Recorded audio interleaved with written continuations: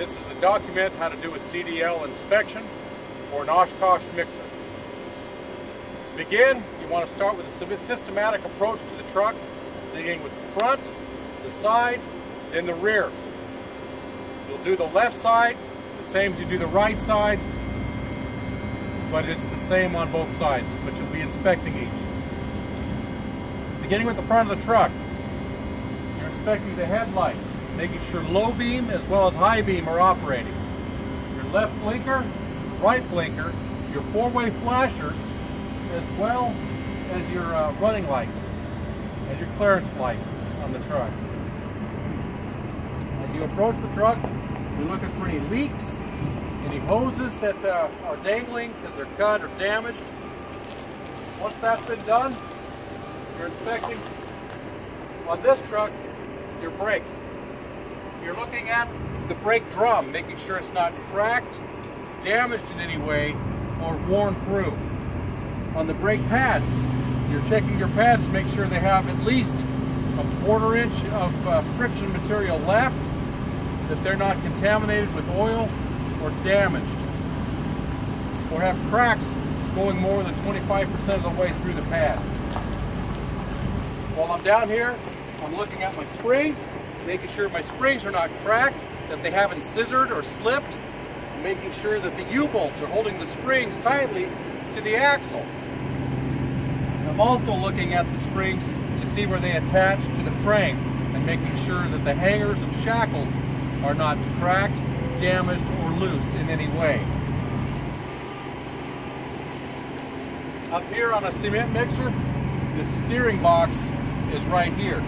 From underneath, I'm looking at the steering box to make sure it's bolted tight, that the hoses are attached, and that the linkage to it is appropriate. Your pitman arm, your drag link, your tie rod, all of that has the nuts on it with the cotter pin that goes through the castle nut to hold it tight. So that will take care of your suspension, your steering components, as well as your brake shoes and drum. You're also inspecting your brake chamber. It's what actuates the brake. You're making sure it's not cracked, damaged, loose, leaking. You're checking the brake hose that goes to it for any fraying, chafing, or loose or leaks. You're also checking your slack adjuster. You pull on the slack adjuster while it's parked, tires chalked, brakes released, and you should have no more than 1 inch of slack on that slack adjuster. As you come around to the side of the truck, lights, blinkers. In this case, blinker is a left blinker, make sure it lights up, as well as for the marker lights as you're driving. Reflectors. On the tires, you check to make sure you have at least 4/30 seconds of tire tread. Evenly worn across, no bald spots. You're checking the condition of the tire to make sure it doesn't have any cracks, splits, separations, bruises, or bulges. You're checking your inflation. Make sure it has the rated PSI in the tire. You're not allowed just to thump the tire. You actually have to check it with the gauge. The rim, you're looking for any cracks or illegal welds on the rim, inside and outside. The hub, making sure it's sealed, it's not leaking, both on the outside as well as on the inside, because that can contaminate your brakes. Lug nuts, making sure they're all tight and they're all present, not streaking with any rust or have any shiny threads indicating that it's loose. As you work your way down the side of the truck, make sure your steps and catwalk are tight and appropriately attached to the truck. Splash guards, both here and here. On the side of the truck, checking your mirrors, make sure they're attached, they're not broken. Checking your door to make sure that it works correctly, that it opens, it closes, that the hinges are not damaged. You're also going to be checking from the front the windshield and the windshield wiper and sprayer, but you'll be examining those from the inside of the truck as well. As you work your way down the truck, you're inspecting the drive line, making sure it's not damaged, loose, or has any issues. As you work your way down the truck, you're inspecting each of these tires and rims and axles the same way as you do the front, except on these tires, 430 seconds is not required. 230 seconds is required on these, all the way back. But you check the rims, everything else the same. Check to make sure it's not leaking any from the axle seals. You're also going to be inspecting the steering components. In this case, it's the tie rods and the shocks that secure the axle, as well as the airbags. With the airbags, you're looking to make sure the airbag has the lines that go to them are not damaged, cracked, frayed, in the same way that you would check your brake air lines. You're checking the airbags for any leaks, any damage, any chafing that indicates one may be having an issue, both the one that lowers it and the one that raises it. Same for each axle. You're looking to see how the axle attaches to the frame. In all locations, make sure it's bolted tightly. Again, no missing parts, no loose parts. On this axle, you inspect it the similar ways you do these axles, except this has duals. So you'll inspect each tire and as well the gap between the duals. Make sure they're not touching or out of shape, indicating that its lug nuts may be loose or installed incorrectly, that the wheel is not square on the kit. Again, checking for any leaking axles. The suspension on this is different than the front because it doesn't have a regular spring. This is a walking beam. But you still need to be checking where it attaches to the frame and how the walking beam attaches to the axle with the U-bolts or its equivalent, and how it attaches to the frame. Make sure it's all tight and no missing parts, no damaged parts. As you work your way to the back of the truck, this axle you would inspect just as you do those. You have your battery box. Make sure it's tight, secured, it's not falling off. Again, looking for any loose bolts. As you work your way to the back of the truck, you inspect your Lista axle for the same pieces. On the Lista axle, you don't have your typical U-bolts, but you do see where it's bolted to the mechanism that lifts it. You're checking your splash guards. If you want to come around here, Steve, this is your brake chamber. You're inspecting your brake hoses, your ABS connections, and here's the slack adjuster. And you should not be able to pull that more than an inch. And I'm getting about 1/2 to 3/4 of an inch of play, so these are good. You also have your steering components that are tied in. You got castle nuts, cotter pins, everything is attached and nothing is falling off. I'm checking my brake drum, make sure it's not damaged. I'm checking the thickness of the pads from inside the inspection window to make sure they're not less than 1/4 of an inch or have any other damage. As I get to the back of the truck, looking at my lights, my clearance lights, my backup lights, my 4-way flashers, my left blinker, my right blinker, and my brake lights on the truck, the cab, and the fenders. From the back of the truck, you can see your hydraulic fluid levels through the sight glass.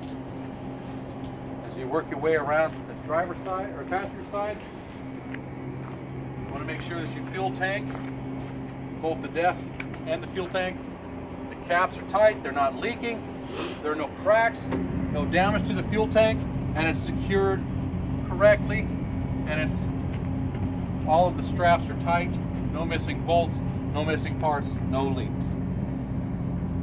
The fenders, the suspension, the wheels, just the same as the other side. From here as well, checking the exhaust system, making sure it doesn't have any leaks, that it's not loose, that there's not soot everywhere. We're going to check under the hood.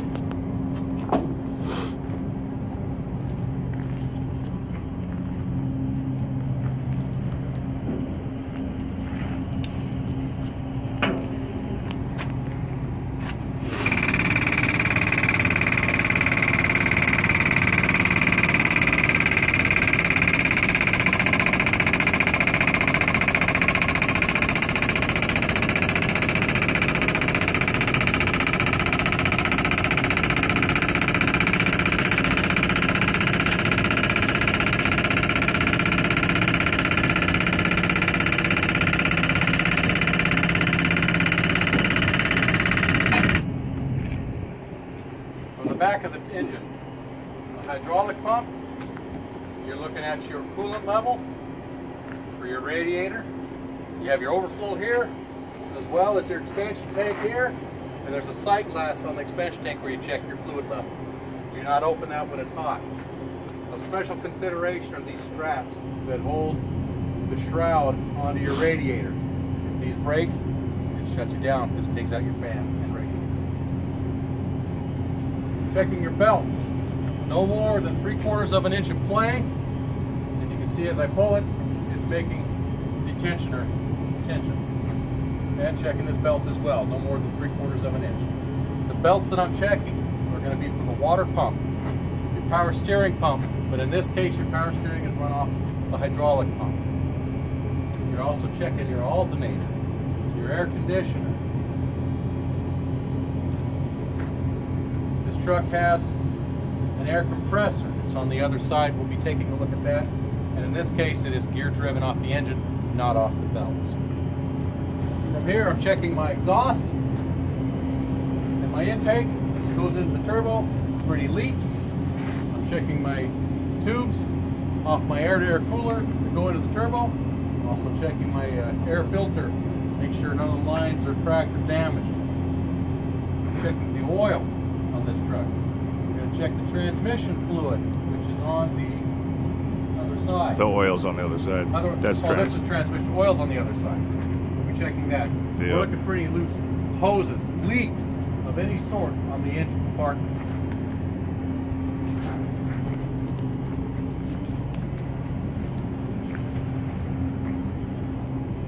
On a regular truck, you're checking your power steering fluid.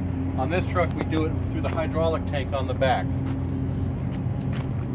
Check your engine oil here, you add your engine oil there. Looking at the air compressor, checking any air lines that go to the compressor, make sure they're not damaged in any way. Of course, the air dryer as it goes in. I'm also looking at the frame, making sure the frame of the truck doesn't have any damage to it that would indicate problems, any cracks, things of that nature, illegal welds on the frame. Also watching the drive shafts. It's got several of them that operate the different axles going from the transmission and the transfer case. We can shut the hood later. Again, checking the radiator for any problems, the fan. Okay.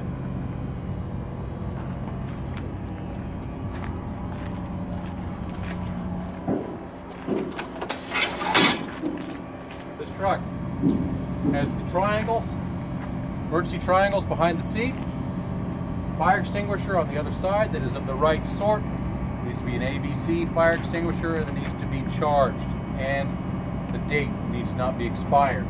Also, spare fuses are the 3 emergency things that you need to make sure you have with your truck.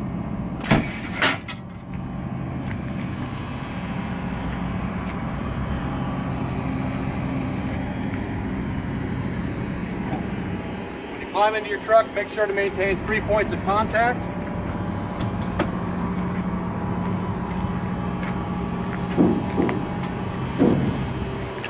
Okay.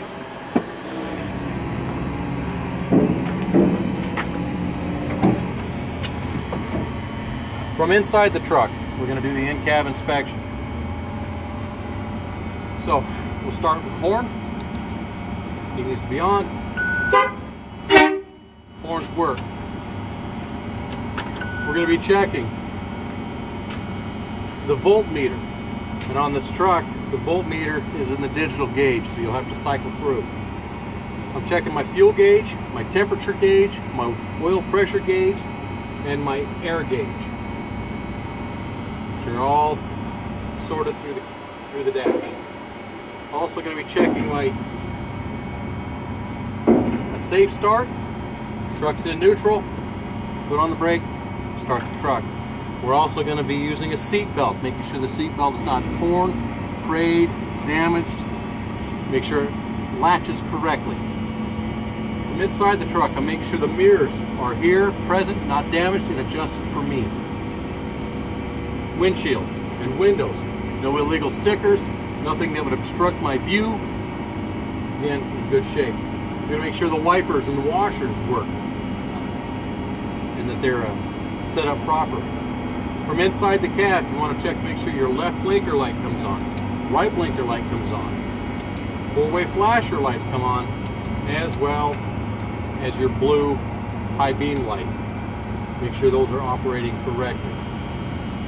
The truck has to have a properly working heater and defroster, so you want to make the adjustment. Is the heater working? Yes.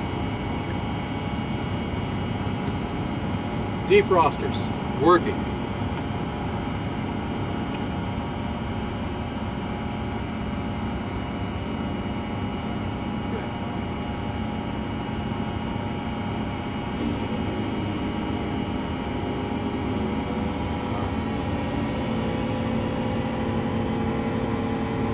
Something I'm probably missing.